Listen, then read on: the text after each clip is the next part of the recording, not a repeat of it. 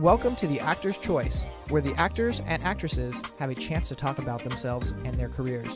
Join us now for the next hour as we explore the marvelous industry of acting by actors and actresses from today's exciting show business world. And now, direct from Hollywood, here's your host, Ron Brewington. Hi, everybody. I'm Ron Brewington, and welcome to The Actor's Choice. Roll it, Tony. Remember the story? Oh, I just remembered something! Of the lovely lady and her very lovely girls? Wild horses couldn't drag it out of me. How about the man named Brady? Busy with 3 boys of his own? She's out of sight, Dad. Well, guess what? Remember the story? Ladies and gentlemen, my first guest today comes from a very well-known and outstanding reputation, which for him started in the 1960s and is still known today. In fact, he and his father, Sherwood, became the only father-son production team in the business. Okay, in the business. Ladies and gentlemen, please welcome Lloyd J. Schwartz. Greetings, and welcome back to the... Hi, Ron. It's so good to talk to you again. Oh, my pleasure. I will ask you once again, where were you born? I was born in Studio City, California, and I still live in Studio City, California. I told my wife we could live anywhere in the world as long as it's Studio City, California. Wow. Take us back to those days when you and your father as a team putting together shows. What was that like? Well, he actually created the shows at the beginning, which was he did Gilligan, and then I worked as a dialogue coach on that. And then he did It's About Time, and I worked as a dialogue coach on that. And then he did Brady Bunch, and that's where we really became a partnership after that, because I started off working with the kids as a dialogue coach, then associate producer, and then a producer. And then I wrote a lot of stuff, Brady stuff after that with them, which was, Very Brady Christmas, Brady Girls Get Married. And then we produced the Gilligan movies when they got rescued and then not rescued and then re-rescued. And then we wrote a book together, and it was really quite fun just seeing his dream come true and making that happen. Gotcha. The Brady Bunch goes on and on and on. Is there anything still left? Yes, we are doing 2 things that I'm not allowed to talk about right now, but I always say the Brady Bunch is a lot of things, but Over isn't one of them. We've been doing it in the 60s, the 70s, 80s, 90s, the zeros, the 10s, and now into the 20s. Wow. Look at that. And that is a beautiful picture right there. When I see that picture. Oh, yeah. Marvelous picture. Yeah. He was a great guy. God bless him. Yeah. Okay. You got your own career as a writer for Love American Style and Right. Alice while still in college at UCLA. Yeah, UCLA. It was I was actually during that time too, I did stand-up comedy. I had a partner and we did a black-white comedy team, which was pretty radical. And we were thrown out of a lot of clubs in those days. And then did the Brady Bunch, and then continued doing a lot of theater while I was doing the Brady Bunch and some of my own things, and worked on a lot of shows for ABC, Happy Days, Laverne and Shirley, Pete Three's Company, What's Happening, a lot of series. Wow.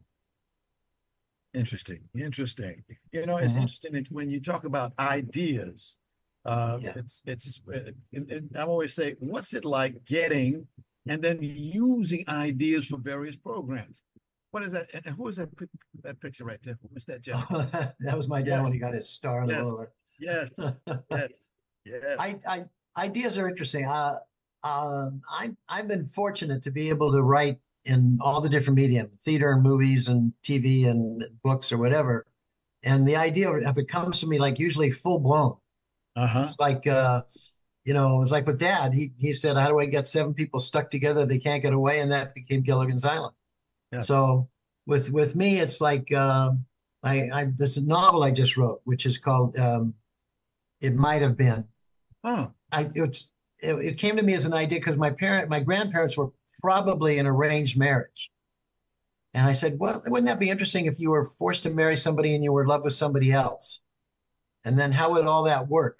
And so that became this novel, and it had a couple coming across from Russia around the early 1900s. So that just wrote itself. And most of the things, if you like what you're doing and you got a concept that you're that you're really invested in, and then your characters write for you. Yes. Yeah. You know, it's interesting. That's my wife. That's your wife. Yes, sir. There she is. Barbara. Yeah. Yes. For your bio, it seems that you write in every medium: TV, stage, movies, and now a book. And that's right. That's the novel. Yeah. Work on it, right? Pardon me? She Mallory is doing a co on that, right? No. She didn't do that novel. Some of it's based upon our relationship. Okay. She is mostly we do theater together. Okay. Even though she's been in a lot of the TV shows that I've done, she had a little part in them. But right now we're rehearsing Princess and the Frog, which is for our Storybook Theater of Los Angeles. That's the theater we've been doing for 40 years, for field trips and school and shows on Saturdays. And it's really the joy of our life. Wow. Tell us a little bit about this play, Princess and the Frog. Tell us a little bit about it. Well, it's interesting because it's based upon the show The Frog Prince. And we actually changed the title before Disney ever did, because we've done this show for quite a long time, over different years.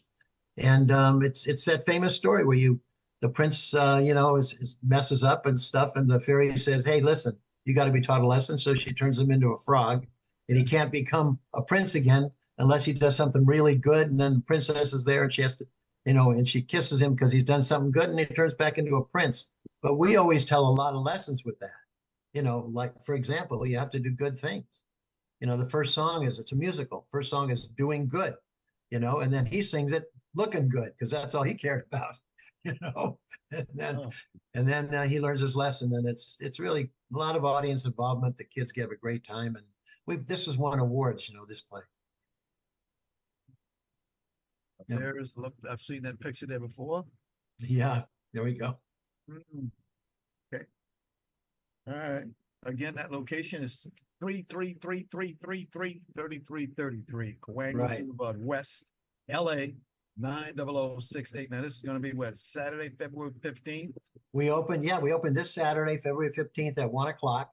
It'll be every Saturday. Some are sold out because we do a lot of school field trips, but absolutely call 818-761-2203 and make a reservation, or you can go to www.theaterwest.org and make a reservation there, and come see it. And then Barbara and I are there at every performance, so you come say hi and tell us that Ron told you to come. How's that?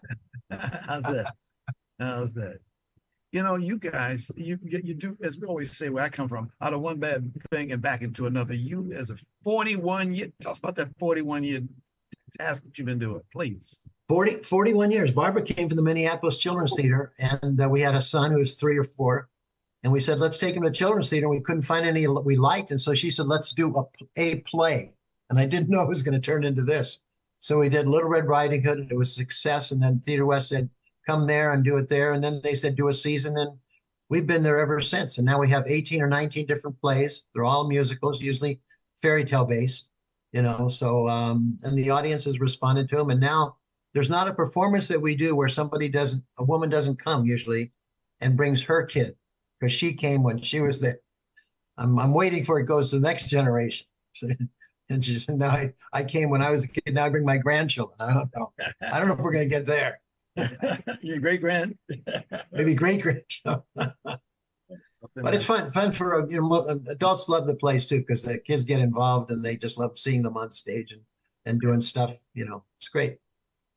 Except for those who've never seen it, heard it, can you give them a little idea on what it is of this particular 41-year program that you do? Well, we try to be everybody's first play. Because right now, kids only see things that are on screens. Yes. So we try to introduce them to classic theater. And so each of the theater, we have theater elements. Like we'll have a plant in the audience, or we'll do baggy pants comedians, or ballet, or puppets. We always do all those things. And then the kids get involved. We invite them on stage. And so in this particular play, they all sing, there's a song called Hop to It. So we have kids hopping all around the stage. And it's really great fun. And you have gotten a lot of recognition from the industry. Can you tell us about that, please? Well, the Children's Theater has gotten recognition everywhere. We've won every kind of award. We've been honored by the Senate, the House of Representatives, the governor. We just won awards. This last year, we won I don't know, the city council made it name a day after us and all. But uh, the awards aren't anywhere near as important as the letters that we get from parents and kids and saying how important we've been to them. Okay. How can people get tickets for this event? Well, you can call for reservation, which is 818-761-2203, or you can go on email, on your computer and go to www.theaterwest.org, and they'll direct you to the site to get tickets. Okay. Lloyd, if you had to do it again and write just one, TVs, movies, stage, or a novel, which one? Well, that's a very easy answer. It's the next one. Whatever the next one will be is what I had to do again. Right now, okay, I'm just finishing a movie about two kids who want to break up their parents because all the other kids they know who are divorced parents, they get all these things from their divorced parents. They think if we break up our parents, we can get more things. And so it's an opposite of most movies where they try to get their parents together. And it's pretty funny. Can you give us a rerun again? Princess and the Frog, where's it at? How much is it going to cost? All that good All stuff. right. It's 3333 Cahuenga Boulevard, Yay. LA 90068. That's across the street from near Universal. And the tickets are $15. And you can make reservations at 818-761-2203, or you can go to www.theaterwest.org, and they'll direct you to a site where you can get tickets. Every Saturday at 1. We love having you there. God bless you. Lloyd, God bless you. As I always say, you've done it again. Oh, Ron, you've done it again. Do come back again. And like we always say, when we're working, break a leg. Thank you, sir. Talk to you very soon. Oh, yeah. And by the way, cannot forget your publicist, my man, Bill Sokoloff. Phil Sokoloff he represents Theater West and Storybook for a lot of years, and he's really good. Good guy. Okay. All I got to say is one thing. Ladies and gentlemen, Lloyd J. Schwartz. Thank you, Ron. See you next time on the show. You got it, bud. Bye-bye. Thank you, sir. Thank you, sir. This is the Actor's Choice. I'm your host, Ron Brewington. Roll it there, Tony. Going to be using just who's that pretty lady right there? Who is that pretty lady there? That is a lady who's going to be coming up next. She is honored to have a lady who is well known in this business. Now, she's an award-winning artistic director and producer with awards and nominations from Los Angeles Drama Critics Circle, Ovation, and many, many others. That's all I can say. She's well known. That's all I can say. If you don't know that lady, something wrong with you somewhere in this town. If you would, ladies and gentlemen, please welcome Caryn Desai. Caryn, how you doing, lady? I like that hair. There's hair. Listen, you and I went to the same school, Cal State University, Long Beach. And see, you got white hair. I got no hair. You know what I mean? Okay, well, I'll just keep this then. Oh, God. Well, God. we're going to honor the president of the college, Dr. Jane Close Connolly, on opening night at Desperate Measures on Friday, February 21, because she announced her retirement. Uh-huh. So her decades of commitment to education and youth and the community and ICT. So we wanted to do something for her. Okay. There's a picture that we had there. Can you go to number 34 for me for just a second, and Tony? Who is that handsome young man? Who is that guy? That's my husband. That's your husband. You guys been together how many years now?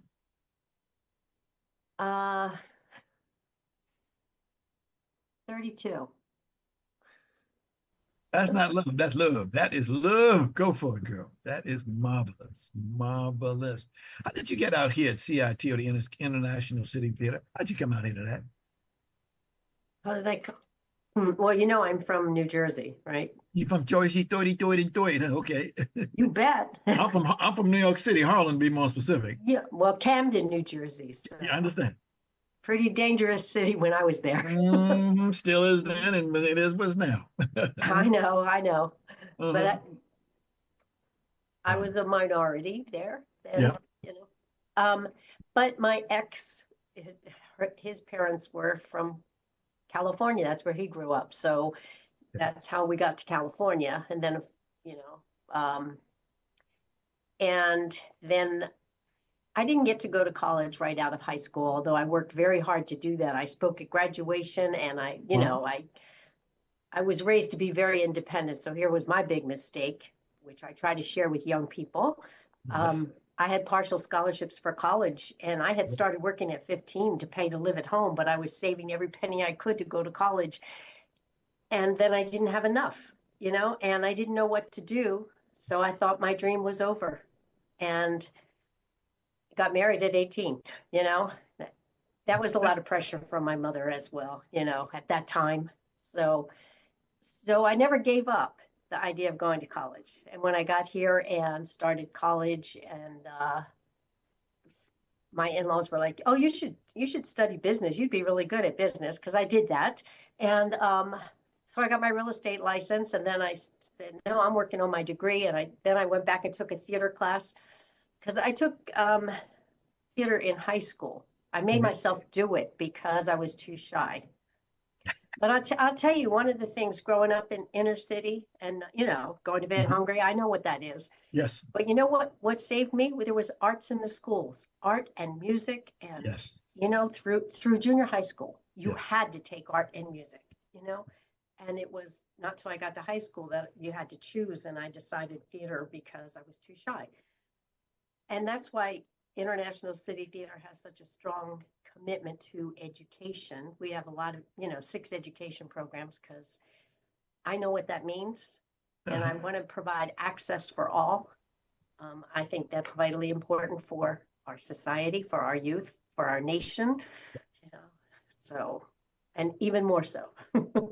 Okay. I'm looking at your wall, and I'm looking at my wall. I said, we got a wall up there.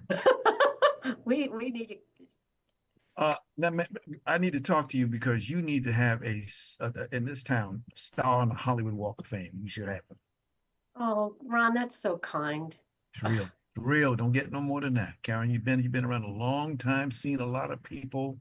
You know, you've done a lot of different things. So, but you got my telephone number. We'll talk about it. We'll talk about it. Thank you. Well, this is our 40th anniversary. Yes. Yay. Yes. 40. When you say 40, you make me want to do one of these things. Get right, Tony. Tony knows. He said, "Man, put that away." I started when I was 5. Okay. All righty. All right.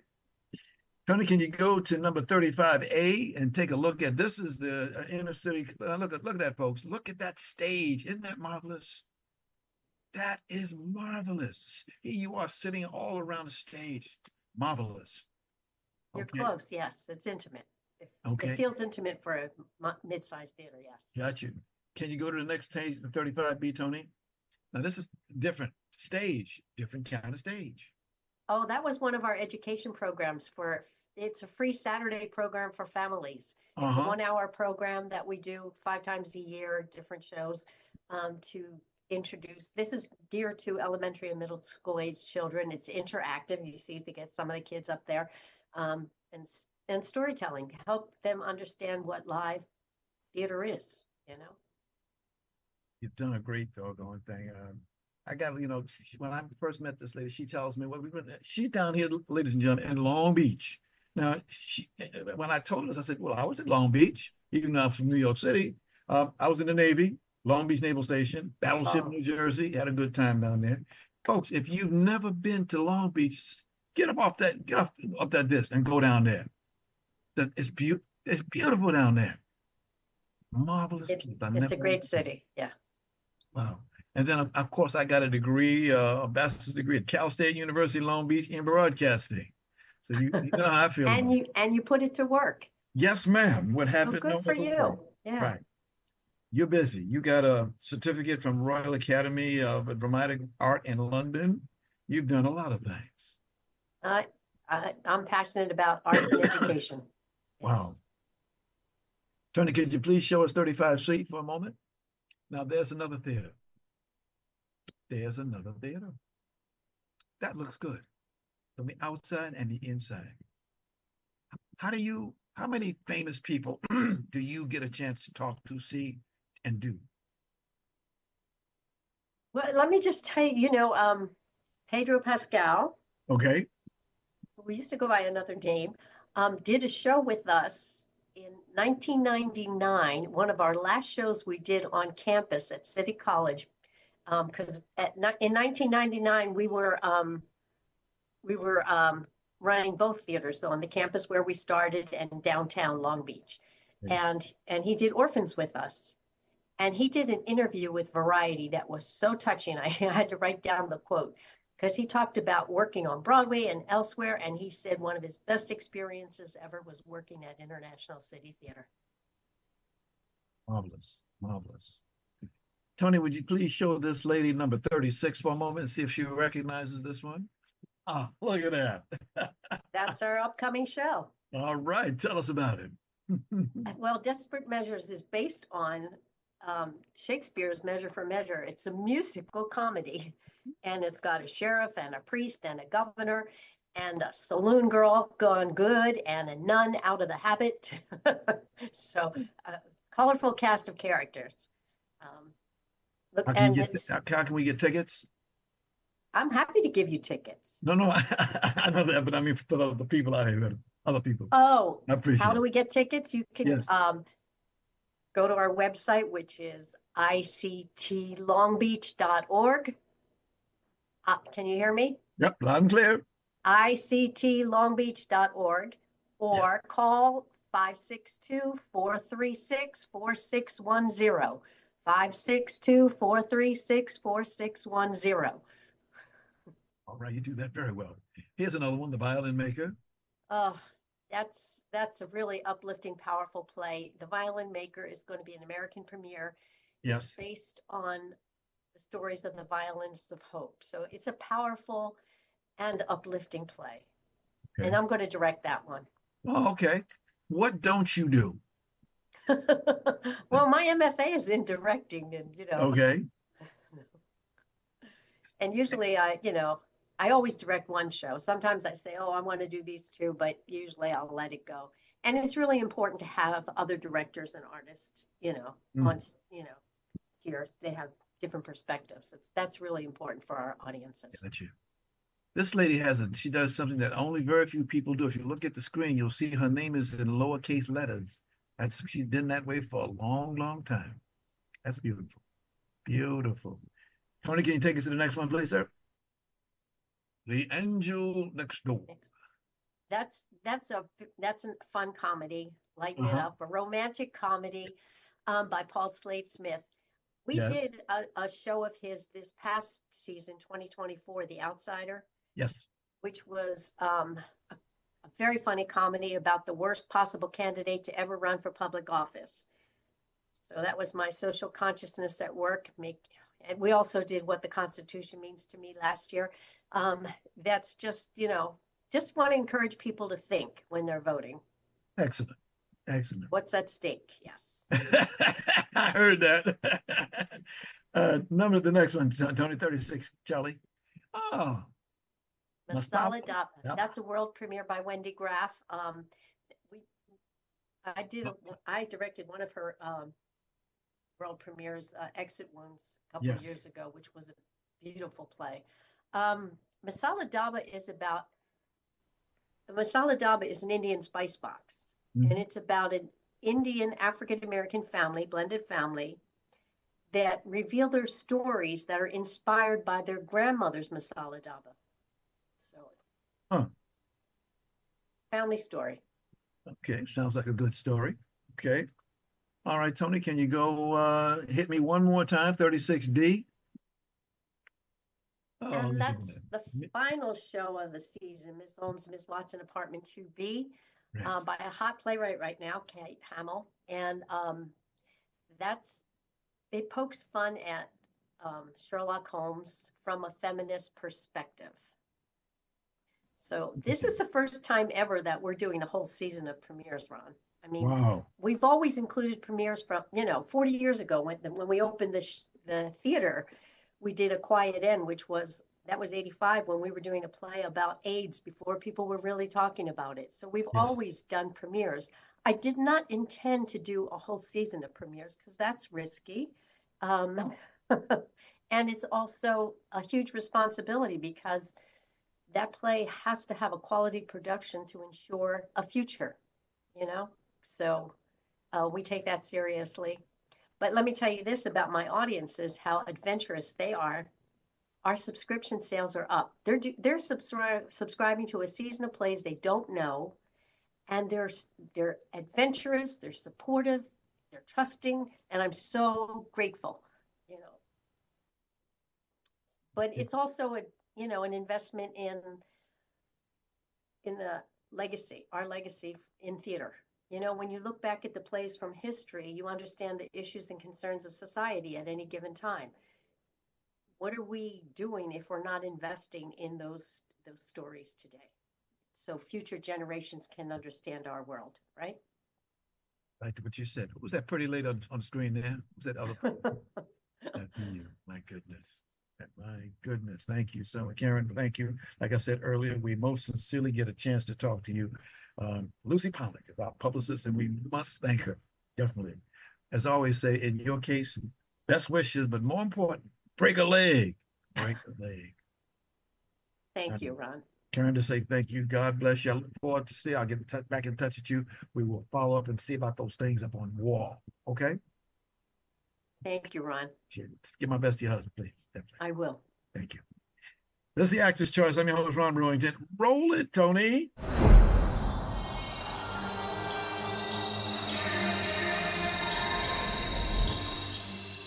I won't say a word. Gotta read that body. Come a little closer, play a game with me. We can talk it over with telepathy. If you guess right, we can vibe to this night and day. And put a lemon soda in that vodka.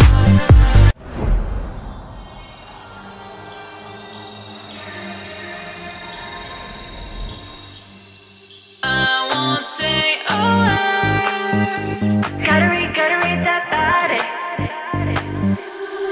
Come a little closer, play a game with me. We can talk it over with telepathy. If you guess right, we can vibe to this night and day. And put a lemon soda in that vodka.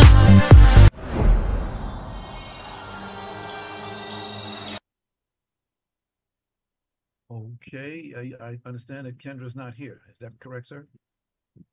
That is correct, but we do have our next guest. Go with that handsome young man that you see right there. Who is that handsome man? He's been an actor for years, 4 years. How are you? Can you hear me? Loud and clear. Can you hear me?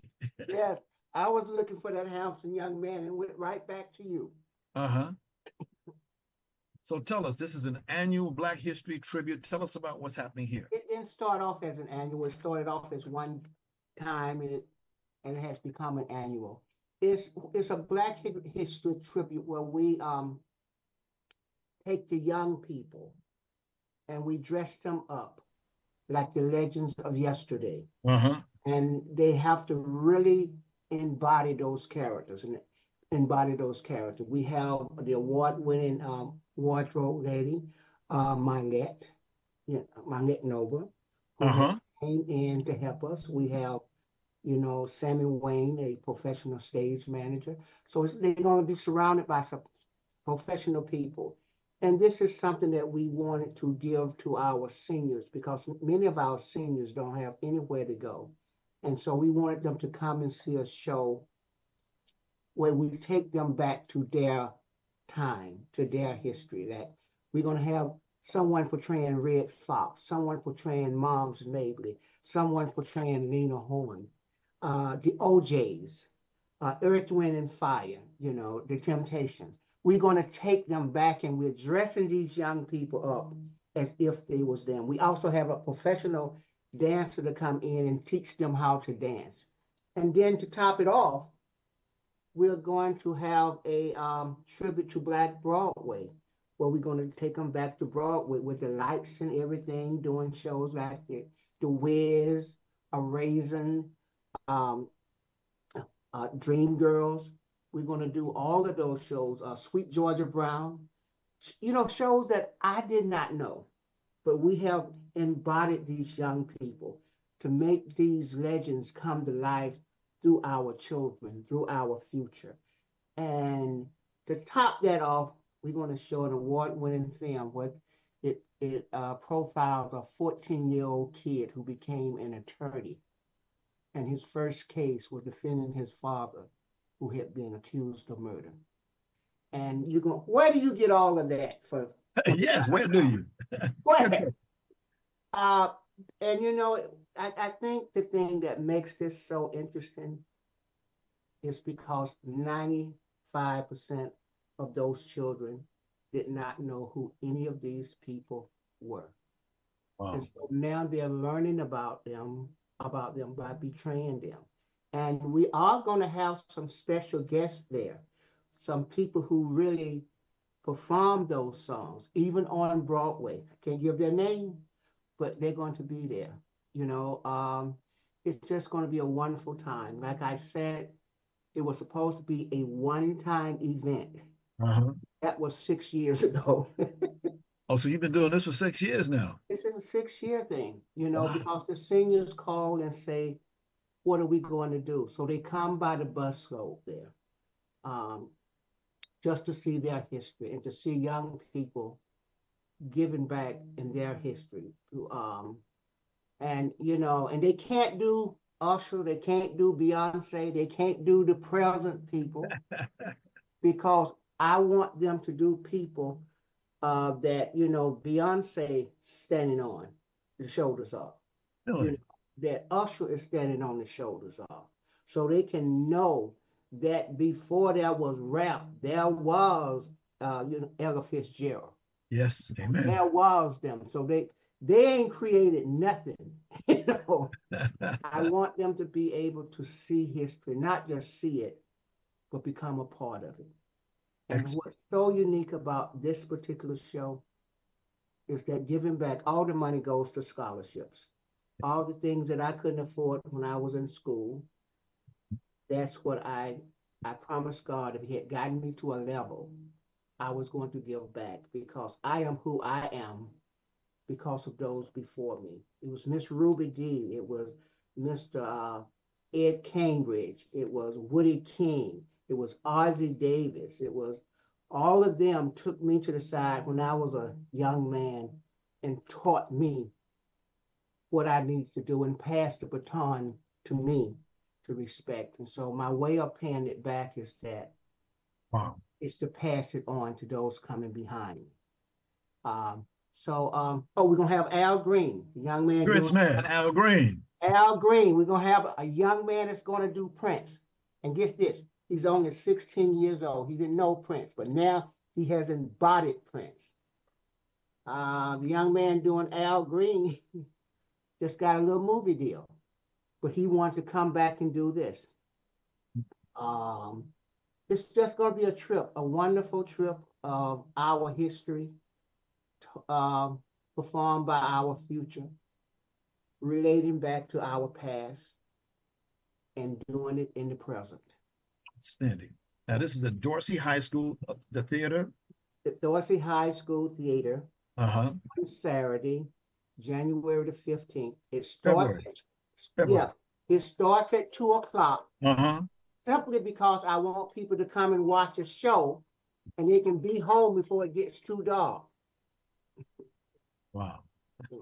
And forget that, that's people calling about the show, so I can call them back. And it's such a wonderful feeling to watch people. Last year, there was a lady that was 101 years old there. Uh-huh. And she started crying because we took her back to her history, you know.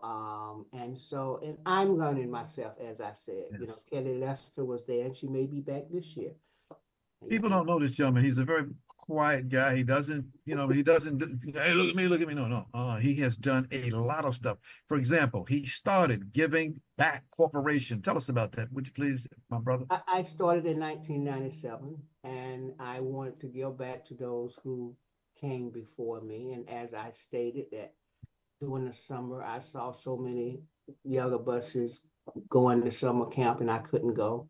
So like I said, over the years. There's been so many people who have given back to me. So I've been pretty successful in this business, but I promise God, every movie I did, I've taken care of a child in college. Uh-huh. Every script I've written, and I do have an Emmy for writing. I was a former staff writer. I made sure that I took care of I'd love to that. somebody's kids who wanted an education. And so far, we have helped over 1,000 kids with their education. We have sent nearly 300 to some account. And that's, and I, you know, people say when I make it, this is what I'm going to do. Well, I think since God woke me up today, I've made it. So I have to do it. You know, and I don't want to say what I wished I could have done. As long as I can wake up, I can do it. So it's called Giving Back Cooperation, and that's what I continue to do. The story. Every year I say I'm not going to do it anymore. And start March, I start thinking about what I'm going to do next year. So, and that's because the gratification comes from within. And I would love for everyone to just come and enjoy a show. You know, it's only $25. And if you can't, buy someone else a ticket. If you went to see this show right now, it would cost $200. But this is from our children who's doing the show. We want to do Broadway shows like Stepping Into the Bad Side from the Wiz. I'm looking at Mean Old Lion from the Wiz. And I'm telling you, I'm not going. That's our showstopper, you know, from Dreamgirls. And if you don't like the show, come to me. I'll give you your money back. And that's a big thing to say because you're going to love it, you know. So we lost Ron for a second, but I do want to ask you, this is Tony, by the way. I do want to, how you doing? I do want to ask you, so a lot of people, when they start projects like this, there's something that really was heartfelt about putting these amazing casts together. What was some of the, what were you looking for to bring these people into the stage? Was there like certain qualities you look for? You mean the young people or the people we're portraying? People they're portraying. I just know that we're standing on their shoulders, and there's so many. There are absolutely so many that people don't know about, you know. And so I don't have a, you know, who I'm going to pick. It just sometimes it just comes to me. I mean, I know a lot of people like Lena Horne, a lot of people like, you know, Al Green, those groups, but I want people to know who the Delphonics were. I want people to know who, you know, the Dramatics were, who Millie Jackson was. You know, it was right there when Gladys was starting off, there was Millie Jackson, and they don't know about those people, you know. And, you know, I don't want to focus on, you know, Michael Jackson because everybody knows who Michael Jackson is. But a lot of people don't know who some of the other people is. A lot of people don't know. They know who Miss Kelly Lester was. And this particular event, we have one of the rare footages where Ray Charles is singing a duet with Stevie Wonder. Very rarely you see those two together, but we have two young men who have embodied Ray Charles and Stevie Wonder. And, you know, and let me say about the theater. The Dorset Theater need help. The string doesn't open the curtain. So we have turned something that need a lot of help. We have turned this theater into Broadway because we're doing it the old-fashioned way. We have people open the curtains backstage manually. And that, I think that's a great thing because we're teaching them what it's like. We're teaching them how to take something that people say is nothing and turn it into something great and still be on that stage. You know, we're making our own bubbles. We're doing things that you go to the Dorothy Channel, all those big theaters where they just match a button. There's not one button we can match to do anything. That's to turn the lights on, and we don't have all the lights there. But the show, the spirit, and how we have fixed this show up is great. And let me shout out to Dorsey High School, to the principal, who have welcomed us open hands. And also, I want to say that 100% of these funds goes to the scholarship. 100%. Hi, this is Ron Brewington. I'm sorry I'm not in to take your call. I'm either at another. 100%. And, you know, giving back, we are buying the concession things that they're going to sell. And we're not taking one dime for them. It's going to the school. And we're teaching the young people how to give back. And that's so important to not just to mean to everybody. And it's just a really good family show. All right. We have Ron back. Okay. And yeah, I'm back. Our internet dropped out on us. That has never happened before. Never. Wow. Well, it wasn't used to such great ingredients of what I'm talking about. Yes.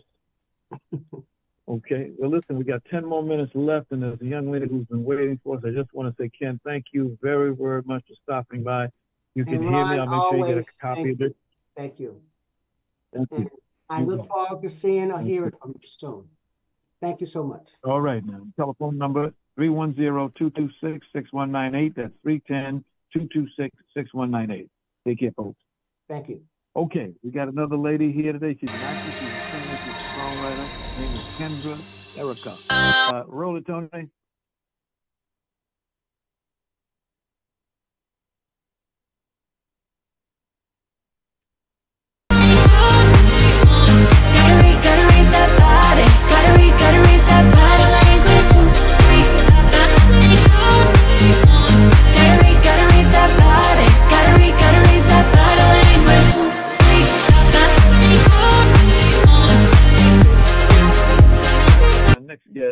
Who is a rising American singer and songwriter. She celebrated her latest dance single called Body Language.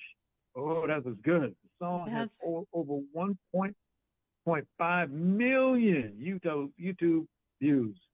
Not bad at all. She soon will be extending her voice and message to millions across China and 175 other Asian-speaking countries. So, ladies and gentlemen, without further ado, please welcome Kendra Erika. Hi, Hello, Kendra. everyone. It's great that you introduced me as an American artist, because I have a shirt that's very appropriate for that today. Oh, that's beautiful. This we lost the internet. This has never happened in over almost 500 events that we do every Monday. We've never had this happen. So all I gotta do is just say, hey, okay. Welcome to the Actors Church. I can see that you're doing great work. Please tell us, where were you born? I was born in Boca Raton, Florida, and I lived there for most of my life, and now I live in Los Angeles. So it's been pretty fun. Before I moved here, I was bi-coastal. I was back and forth a lot. I was not just here, but to Vegas, Nashville, New York, because for what I do, you got to travel. Got you. As a star in the music world, I heard that the latest single, Body Language, climbs on that one-time chart. And so, can you talk about that, please? iHeartRadio stations, they're getting a lot out there. Yeah, well, Body Language is doing wonderfully right now. It's really climbing in Asia. It's climbing here in the States too. The video itself has reached, I think, over 2 million views. So that's a big milestone, and many more milestones to come for the single and for other singles succeeding. But the song itself was written by Ellis Mia, Marvin Bousseau, and myself, and we really wanted to talk about and sing about something that's so underrated but so prevalent in today's communication, in today's dynamic between people. So, and that's just body language. And from like a surfacey, more on the nose standpoint, body language can also mean getting your body moving on the dance floor. So it's just it's an all-encompassing enjoyable banger to dance to and to jam to. Wow. Tony, would you hit number 45, a picture of this lady walking on the beach? I saw that picture and I said, that is beautiful. There was another picture. I saw it on your WFP, but it was you sitting on the stove. I said, well, look at this. I couldn't get that picture, but it was a super picture. Wow. As we say in the business, not bad at all. Not bad. Wow. Yeah, I know. That's funny. Yeah. Just stay up to date with all the photos I got posted. Oh, yeah. Sitting on the stove. Cook me with the please. Cook me. Are you working on other acting projects now? Yes, I filmed a pilot called Cherry Picker, which was filmed about maybe like last summer. And now it's in pilot mode, but it's currently being shopped to Starz, the Starz network. So like Starz and Tubi. Wow. So that's in the works right now, and it's looking to go in a direction where it's going to take off. Gotcha. Kendra, it's beautiful. You're an actress and a singer-songwriter, so you do it all. I wear many hats. Okay. What's next in your music journey? What's next is that I have quite a few projects coming out this year. I have possibly 2 albums. I have 2 or a couple leading singles, and just more performances. And I just like to move quietly and let the opportunities and the events speak for themselves. So, and the releases speak for themselves. So, but that's what I've got cooking, if no pun intended. I tell you, hey, you do what you got to do. You're a young lady. You got a lot of pizzazz. You got it going on. I know your family is very proud of you. They are. Yeah, I was just with them this past week. So, and they're very supportive. They've been so instrumental, and just the bedrock to what it is that I want to do in my aspirations and my path. So they've been great. Good. What else would you like to share on your entertainment journey? What else would I like to share on my entertainment journey? I don't know, maybe just that look out for just showing more depth to what I'm made of and what I've got spearing out. So just stay tuned and look for that, and just be on the lookout for the best is yet to come. Okay. Well, Tony, if you would please set it up for the closing on body language, you can take us out of here. Kendra, God bless you. Like I said, we've never had this happen to us before. We'll get you a copy of it, and we'll try to see if we can get you back in where we don't have the same problem. But would love that. This is enjoyable. So thank you so much for having me. Thank you. Kendra Erika. All right.